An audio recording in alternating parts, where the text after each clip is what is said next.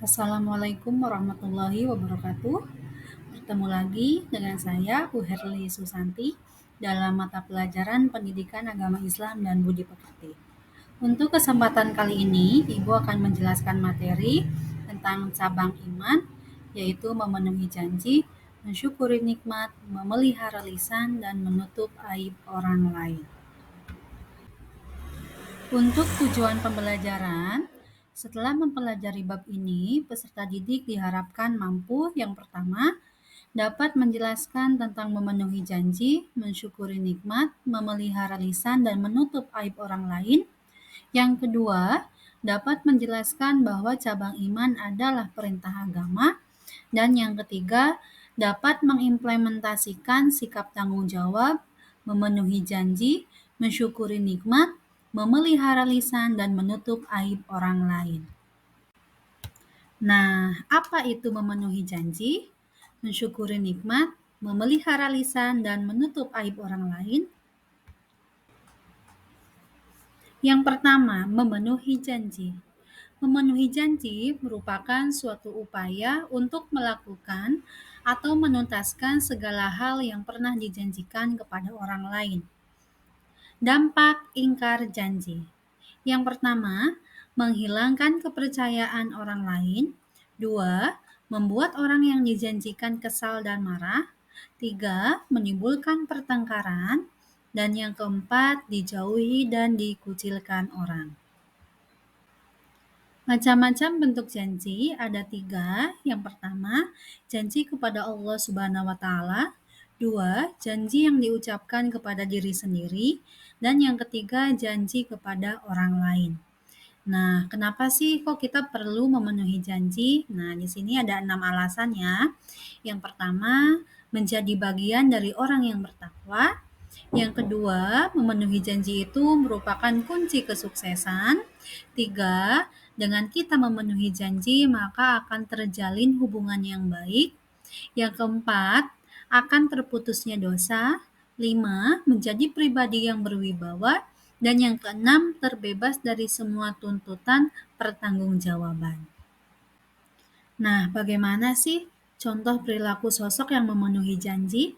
Yang pertama, sosok yang memenuhi janji itu memiliki contoh perilaku seperti berikut, yaitu melaksanakan perjanjian yang sudah disepakati dengan sebaik mungkin.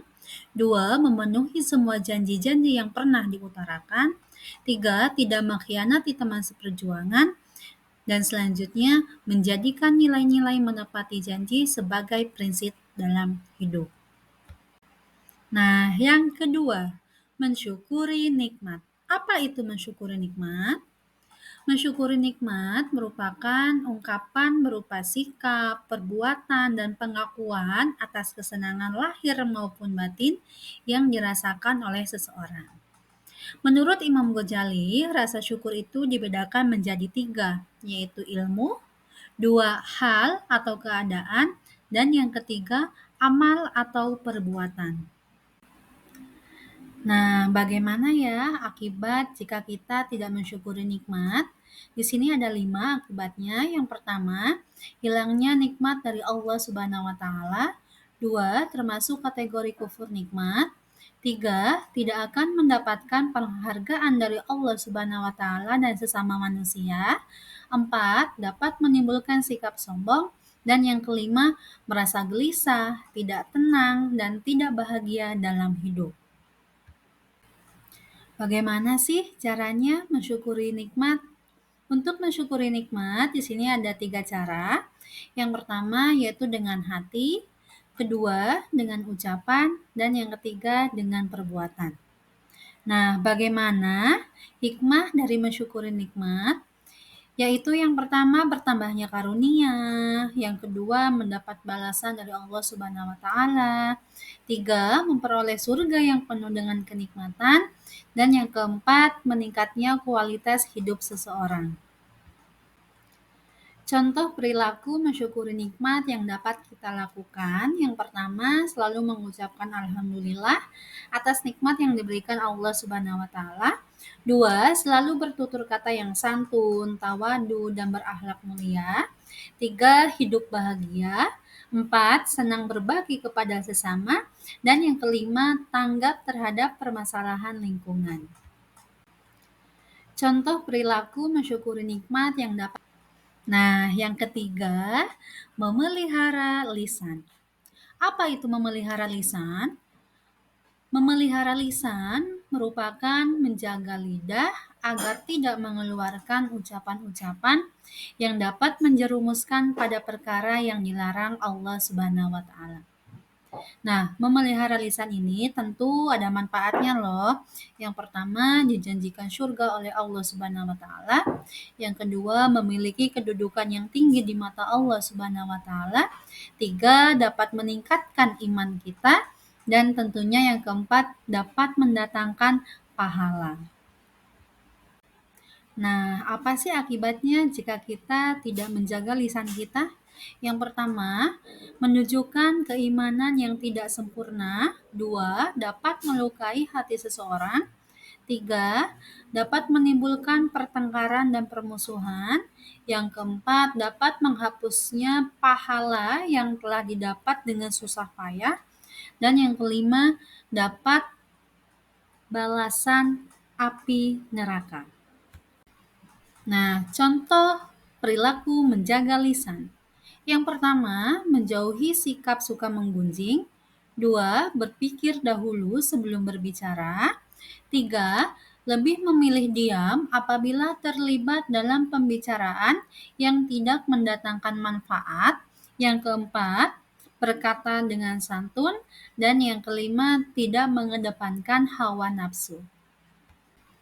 Nah, contoh yang keempat, menutup aib orang lain. Apa itu menutup aib orang lain? Menutup aib orang lain merupakan suatu upaya untuk menutupi sesuatu yang harus ditutupi dan tidak perlu diketahui orang lain karena suatu celah yang memalukan. Bahaya membuka aib diri sendiri dan orang lain. Yang pertama, tidak dihargai oleh orang lain. Yang kedua, dapat mendatangkan kemuliaan Allah Subhanahu wa taala. 3, berpindahnya amalan-amalan yang baik. Dan yang keempat, dapat menghilangkan amal perbuatan baik yang telah kita lakukan. Membuka aib ternyata diperbolehkan loh. Kok bisa? Bisa. Ada syaratnya. Nah, di sini bolehnya seseorang membuka aib tentu harus ada syaratnya. Di sini ada 4 ya. Yang pertama, orang yang dizolimi boleh menceritakan tentang kezoliman pelaku kepada pihak yang berwenang agar haknya terpenuhi dengan baik. Dan syarat yang kedua, orang yang isti'anah, yaitu orang yang memohon pertolongan.